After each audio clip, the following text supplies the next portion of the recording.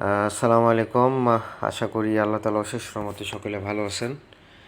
আজকে যে বিষয়ে আমরা আলোচনা করব, এখানে স্ক্রিনে দেখতে পাচ্ছেন ক্যাটারাক্ট অর্থাৎ ছানি। তো ছানিটা কি? এখানে হলো এটা বলতেছে cataract is a clouding of the normally clear lens of the I, অর্থাৎ নর্মালি যে লেন্সটা থাকে চোখের ভিতরে ওখানে মেঘের মতো অস্বচ্ছ হয়ে যায়। ঠিক আছে, কালো মেঘ যেরকম আমাদের পড়ে না, যেরকম অস্বচ্ছ হয় সেরকম হয়, যার হুইচ কজে যে কারণ হয় ডিম ভিশন বা ব্লুর ভিশন, ঝাপসা দেখায়। আর এটা আমরা কি হিসাবে সানিটা বলা হয় যে ওয়াটারফল এবং হলো হেভি ডাউনফল, অর্থাৎ আপনি যে জলপ্রপাত বোঝেন নাকি জানি না, যে একটা পাহাড়ের নিচ থেকে পানি পড়তেছে, ওর নিচে যদি কেউ থাকে চোখে আশেপাশে কিন্তু দেখা যাচ্ছে না বা পানির জন্য। অর্থাৎ ছানি রুগীদের কি হবে, বাংলাতে এখানে আছে চোখের লেন্স ধীরে ধীরে ঘোলা হয়ে যায় আর যাওয়া, এতে আলো ঠিকভাবে রেটিনায় পৌঁছতে পারে না, ফলে দৃষ্টি ঝাপসা হয়ে যায়। এটা হলো ক্যাটারাক্ট অর্থাৎ ছানির একটা কারণ বা লক্ষণ। ঠিক আছে, আর কি কি কারণে প্যাথোফিজিওলজি অফ ক্যাটারাক্ট ইনভলভস, এখানে কি কি কারণে হয়? একটা oxidative stress, protein aggregation and alter hydration. ঠিক আছে, হুইচ কজেস, এই কারণেই আমাদের ক্লিয়ার লেন্সটা আমাদের টার্নস ইনটু কি ক্লাউডি, মানে মেঘাচ্ছন্ন, যে ঝাপসা কুয়াশা কুয়াশা হয়ে যায়।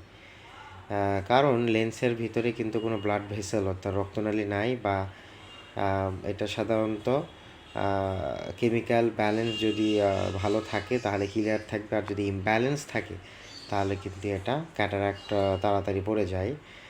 আর এটা সাধারণত ফ্যাক্টর হিসেবে কাজ করে বয়সজনিত কারণে।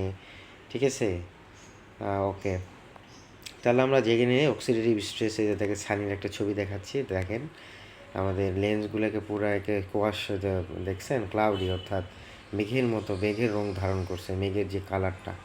ঠিক আছে, আর অক্সিডেটিভ স্ট্রেসটা কি? স্ট্রেসটা ইমব্যালেন্স করে, মানে হলো অর্থাৎ এটা ব্যালেন্স ইমব্যালেন্স করে কিসের উপর? একটা হলো ফ্রি রেডিকেল এবং হলো antioxidant, free radical antioxidant in your body, এটা সাধারণত এটা করে থাকে, যার মাধ্যমে আমরা বুঝতে পারি there are too many unstable molecule and not enough defence to neutralise them.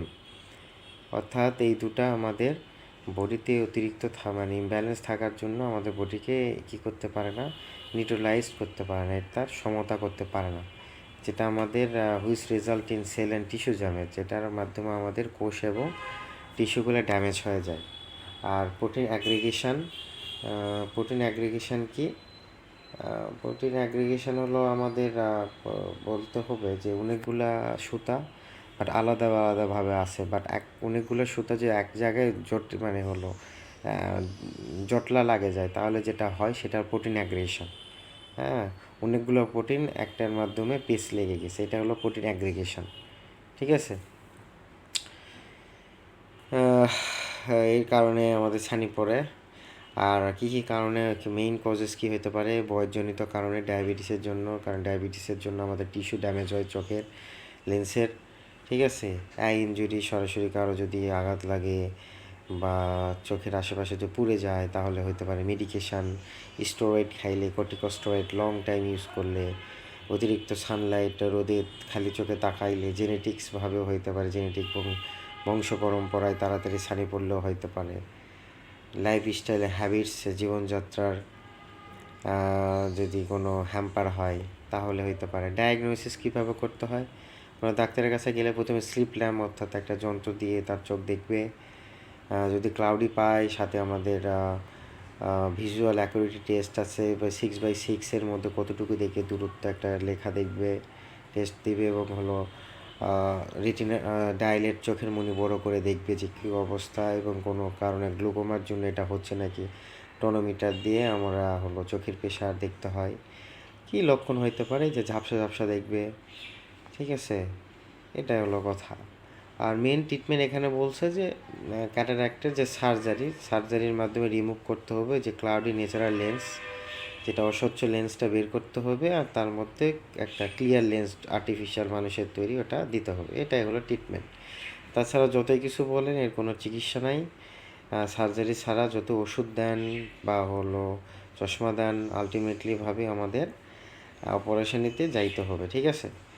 আর হলো সানি অবশ্যই পরিপক্ক অবস্থায় বাছাই করে অপারেশন করে সকলে। ইম্যাচিউর অবস্থা অর্থাৎ অপরিপক্ক অবস্থায় কেউ অপারেশন করে না। ম্যাচিউর মানে হাইপার ম্যাচিউর এই অবস্থা অপারেশন করে নেওয়া ভালো, করলে ভালো। দেখবেন যত দেরি হবে, চোখ যদি অন্ধ হয়ে যায় তখন আর অপারেশন হবে না, ঠিক আছে। আশা করি আপনারা সকলে বুঝতে পারছেন। ভালো থাকবেন, সুস্থ থাকবেন। আসসালামু আলাইকুম।